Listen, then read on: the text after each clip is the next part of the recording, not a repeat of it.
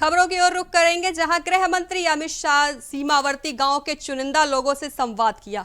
यह संवाद गणतंत्र दिवस से पहले आयोजित किया गया ताकि इन गांवों के विकास और सुरक्षा से जुड़े मुद्दों पर चर्चा की जा सके।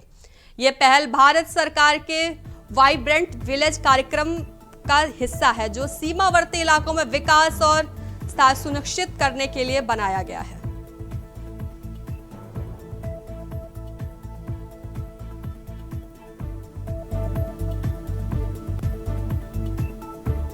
आपको बता दें, वाइब्रेंट विलेज कार्यक्रम में अमित शाह ने शिरकत की, जहां सीमावर्ती इलाकों में विकास में होगा।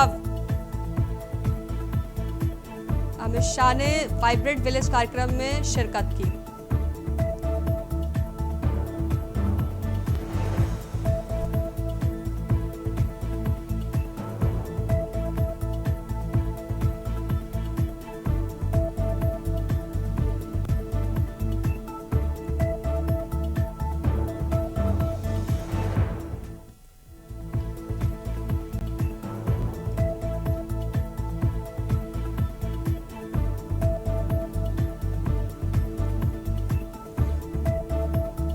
बता दें, वाइब्रेंट विलेज कार्यक्रम में गृह मंत्री अमित शाह ने शिरकत की। वहीं गणतंत्र दिवस के मौके पर मुख्य अतिथि के तौर पर शामिल होने के लिए इंडोनेशिया के राष्ट्रपति प्राबोवो सुबियांतो भारत पहुंच चुके हैं। प्राबोवो सुबियांतो गणतंत्र दिवस में मुख्य अतिथि के तौर पर हिस्सा लेने वाले इंडोनेशिया के चौथे राष्ट्रपति हैं।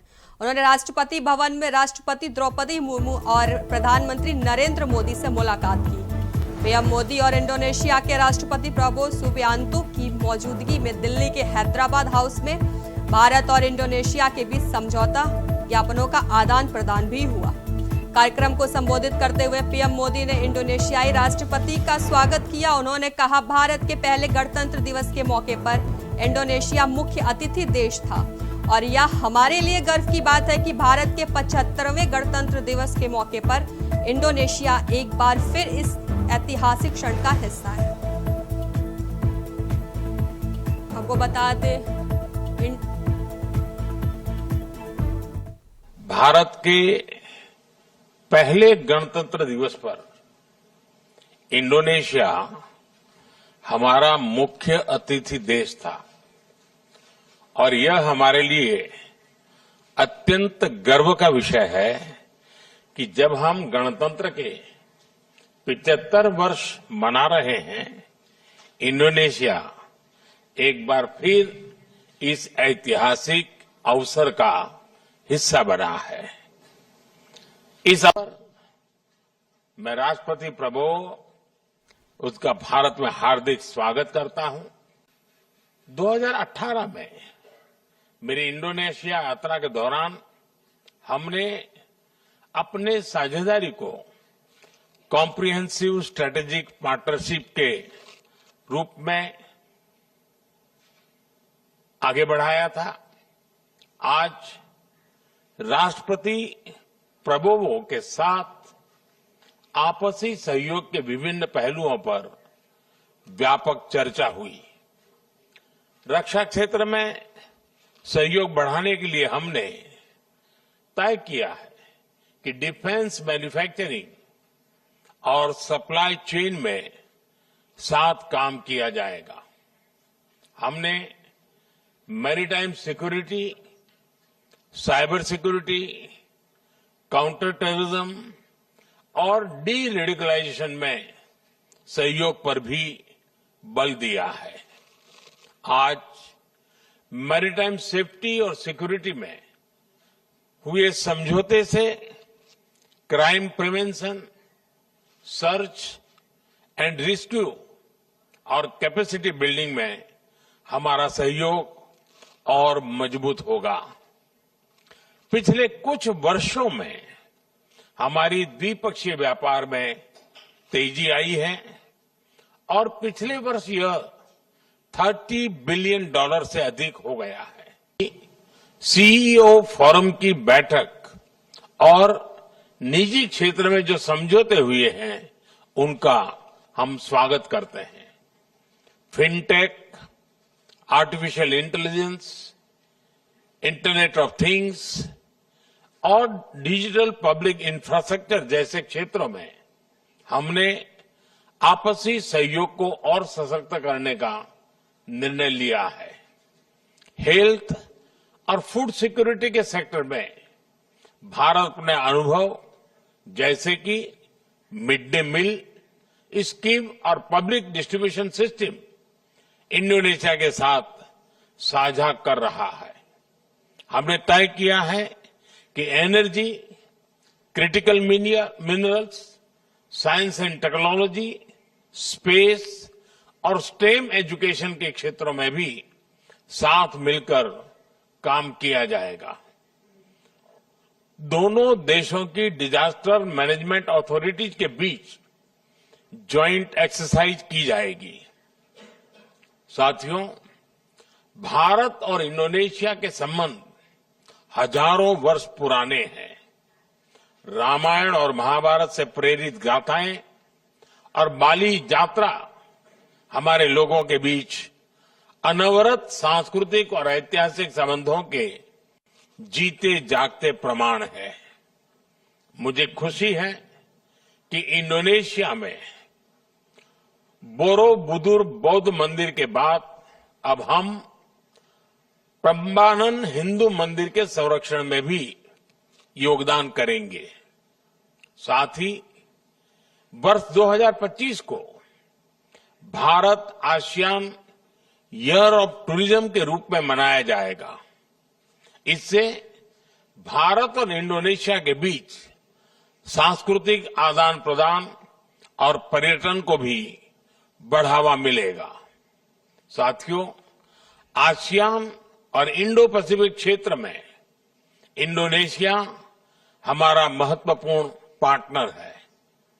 इस पूरे क्षेत्र में शांति, सुरक्षा, समृद्धि और रूल बेस्ड ऑर्डर को बनाए रखने के लिए हम दोनों प्रतिबद्ध हैं। हम सहमत हैं कि अंतर्राष्ट्रीय कानूनों के अनुरूप फ्रीडम ऑफ नेविगेशन सुनिश्चित होना चाहिए।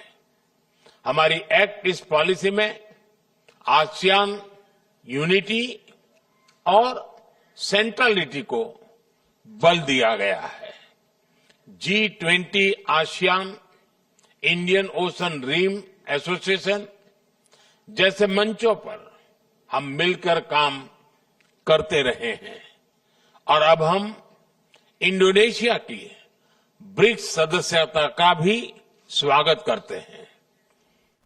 खबरों में आगे बढ़ेंगे, जहां दिल्ली विधानसभा चुनाव को लेकर केंद्रीय गृह मंत्री अमित शाह ने बीजेपी के संकल्प पत्र का तीसरा भाग जारी किया। इस दौरान उन्होंने कहा कि हम जो भी वादा करते हैं उसे पूरा करते हैं, दूसरों की तरह सिर्फ वादा नहीं करते हैं। इस दौरान अमित शाह ने कहा, आज दिल्ली चुनाव के लिए बीजेपी संकल्प का अंतिम हिस्सा प्रस्तुत कर रहा हूं। अन्य पार्टी का नाम नहीं लूंगा। हमारा पार्टी जो वादे करती है पूरा करती है। हम सिर्फ वादे नहीं करते हैं किसी से। हमने बहुत लोगों से सुझाव मांगा था, जिसके बाद ये तैयार किया गया है। केजरीवाल जी दिल्ली के लोगों से वादे करते हैं और फिर पूरा नहीं करते और फिर भोला सा चेहरा लेकर आ जाते हैं।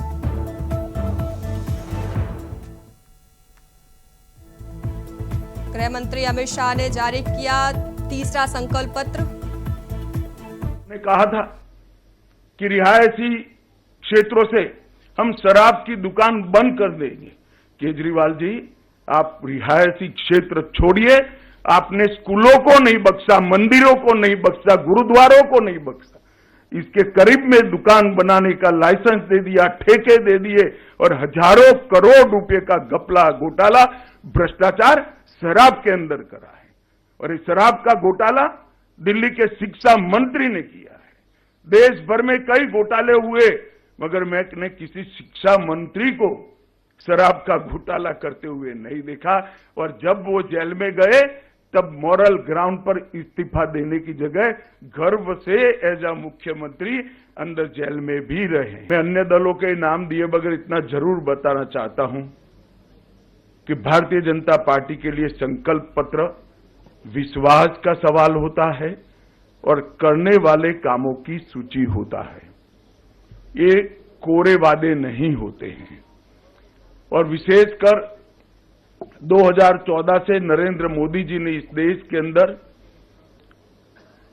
पॉलिटिक्स ऑफ परफॉर्मेंस को एस्टैब्लिश किया है और भारतीय जनता पार्टी ने जितने भी विधानसभाओं के और लोकसभा के 3 चुनाव आए उसमें जो वादे किए हैं वो पूरा करने का गंभीरता से प्रयास किया है। हमारा ट्रैक रिकॉर्ड है।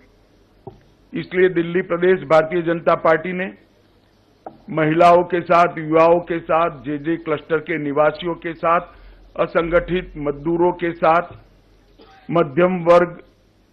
मध्यम आय वर्ग के लोगों के साथ, पेशेवरों के साथ, व्यापारियों के साथ, झुग्गी झोपड़ी के लोगों के साथ ठेठ नीचे जाकर कंसल्टेशन कर सुझाव प्राप्त करने का काम किया है।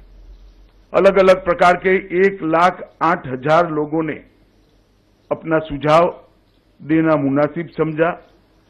62 प्रकार की अलग अलग समूहों की बैठक की गई और 12,000 से ज्यादा 41 LED वान के माध्यम से ग्रुप मीटिंगों में हमने सुझाव मांगे और ये सुझाव दिल्ली का बजट और दिल्ली की रिक्वायरमेंट, ये तीनों को ध्यान में रखकर ये हमारा संपूर्ण संकल्प पत्र बना है। ऐसी सरकार श्री केजरीवाल दिल्ली में चला रहे हैं जो वादे करते हैं, पूरे नहीं करते हैं और फिर से झूठ के एक बहुत बड़े पुलिंदे के साथ, भोले से चेहरे के साथ जनता के सामने उपस्थित होते हैं।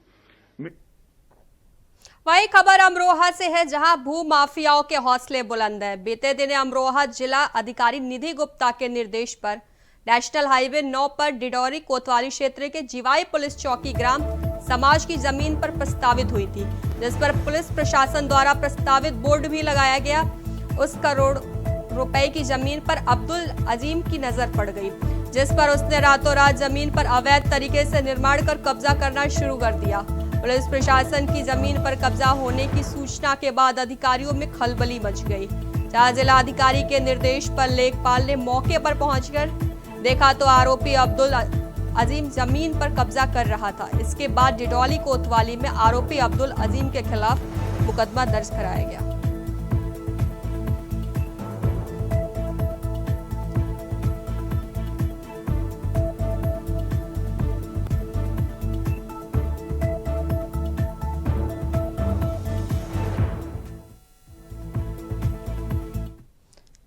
खबर अयोध्या से है, जहां रुधौली तहसील के ग्राम पुराय में तैनात लेखपाल सीमा पांडे पर एक बड़ा आरोप सामने आया है। एक पीड़ित व्यक्ति ने लेखपाल पर 40,000 रुपए रिश्वत लेने और पुलिस पर दुरुपयोग करने का गंभीर आरोप लगाया है। बता दें, पीड़ित का बेटा 11,000 वोल्टेज की हाई टेंशन लाइन की चपेट में आ गया और उसके इलाज के लिए पीड़ित ने अपनी जमीन पर लगे पेड़ों को बेचने का फैसला किया, तो यूकेलिप्टस के पेड़ों को पीड़ित ने ठेकेदार को 1 लाख रुपए में बेच दिया। पेड़ कटने के बाद लेखपाल सीमा पांडे ने मौके पर पहुंचकर लकड़ी ले जाने पर रोक लगा दी। आरोप है कि लेखपाल ने जमीन को बंजर बताते हुए जेल भेजने की धमकी दी। तो वहीं इंडिया वॉइस ने जब पूरे मामले की जानकारी लेने के लिए एसडीएम रुधौली प्रवीण यादव से बात करने की कोशिश की, लेकिन उन्होंने फोन नहीं उठाया।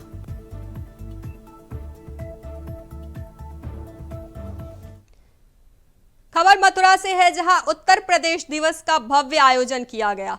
आयोजन में मुख्य अतिथि के रूप में बेसिक शिक्षा मंत्री संदीप सिंह ने शिरकत की। वहीं विधायक पूरन प्रकाश और राजेश चौधरी भी मौजूद रहे। आयोजन में विभिन्न विभागों ने जन कल्याणकारी योजनाओं से संबंधित स्टॉलों का अवलोकन किया। तो वहीं 14 पात्र दिव्यांगजनों को ट्राई साइकिल, 35 पात्र दिव्यांगजनों को व्हील चेयर और 12 मात्र दिव्यांगजनों को श्रवण यंत्र वितरित किए। हाँ, उत्तर प्रदेश के 76वें स्थापना दिवस को हम सब लोग मनाने के लिए मथुरा में एकत्रित हुए हैं। आज प्रदेश भर के हर एक जनपदों में इस उत्तर प्रदेश दिवस का कार्यक्रम आयोजित किया जा रहा है और लखनऊ में माननीय मुख्यमंत्री जी के द्वारा जिस तरह से हमने देखा और भारत के उपराष्ट्रपति जी के द्वारा इस कार्यक्रम को संपन्न किया गया। आज सर्वप्रथम मैं उत्तर प्रदेश के और मथुरा के सभी वासियों को अपने हृदय से उत्तर प्रदेश के स्थापना दिवस की शुभकामनाएं देता हूं। आज हम सब लोग उत्तर प्रदेश की इस बदली हुई तस्वीर को जो हम सब लोग देख रहे हैं, आज ये सब संभव हुआ है उत्तर प्रदेश के 8 वर्ष में भारतीय जनता पार्टी के योगी जी के नेतृत्व की सरकार के अंतर्गत जिस तरह से सरकार और आमजन के द्वारा, दोनों के द्वारा मिलकर के सहयोग दोनों लोगों। आगे बढ़ेंगे जहां अवर शिल्प ग्राम लखनऊ में उत्तर प्रदेश सरकार के MSME विभाग के द्वारा आयोजित वृहद प्रदेश स्तरीय समारोह में सरकार की ओर से समरकूल ग्रुप के चेयरमैन संजीव कुमार गुप्ता को राज्य पुरस्कार देकर सम्मानित किया है। उत्तर प्रदेश में इलेक्ट्रिक श्रेणी में यह राज्य पुरस्कार केवल summer cool home appliances limited Ghaziabad को ही प्राप्त हुआ है। बेहतर उत्पादन एवं रोजगार को सृजन करने के लिए समरकूल को यह पुरस्कार दिया गया है। बता दें, लखनऊ में आयोजित समारोह में उत्तर प्रदेश में उद्योगों को बढ़ावा देने के लिए प्रदेश के स्थापित उद्योगपतियों को मुख्यमंत्री योगी आदित्यनाथ की उपस्थिति में राज्य पुरस्कार देकर प्रोत्साहित किया गया है, ताकि प्रदेश में रोजगार के ज्यादा से ज्यादा अवसर सृजित किए जा सके। लगभग 3 माह पूर्व भी गाजियाबाद में आयोजित एक कार्यक्रम में मुख्यमंत्री योगी आदित्यनाथ ने समरकूल ग्रुप के चेयरमैन संजीव कुमार गुप्ता को समरकूल की ग्रोथ एवं उत्पादन विस्तार के लिए 30 करोड़ रुपए का चेक सौंपा था। तो वहीं राज्य पुरस्कार मिलने पर संजीव कुमार गुप्ता ने बताया कि लगभग 1 वर्ष पूर्व समरकूल ने प्रदेश सरकार की ओर से लखनऊ में आयोजित इन्वेस्टर समिट में भाग लिया था, जिसमें समरकूल ने भी प्रदेश सरकार के समक्ष इन्वेस्टमेंट का एक बड़ा करार साइन किया था। इसी कड़ी में समरकूल ने अपनी उत्पादन की क्षमता एवं गुणवत्ता के साथ साथ रोजगार सृजन के मानदंडों को स्थापित करते हुए प्रदेश में इलेक्ट्रिकल श्रेणी में राज्य पुरस्कार प्राप्त करने के लिए अपना स्थान बनाया है। वहीं सीएम योगी आदित्यनाथ के द्वारा राज्य पुरस्कार प्रदान किया।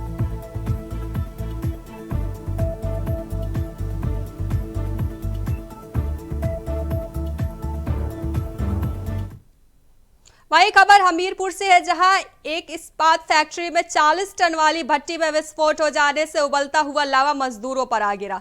40 टन की भट्टी में हुए विस्फोट के दौरान 3 मजदूर झुलस गए, साथ ही 2 मजदूर की फैक्ट्री के अंदर स्थित क्लिनिक में इलाज किया गया।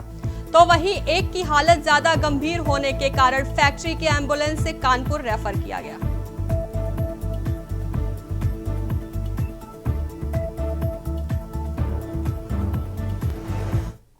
बुलेटिन में बस इतना ही। बने रहिए इंडिया वॉइस के साथ।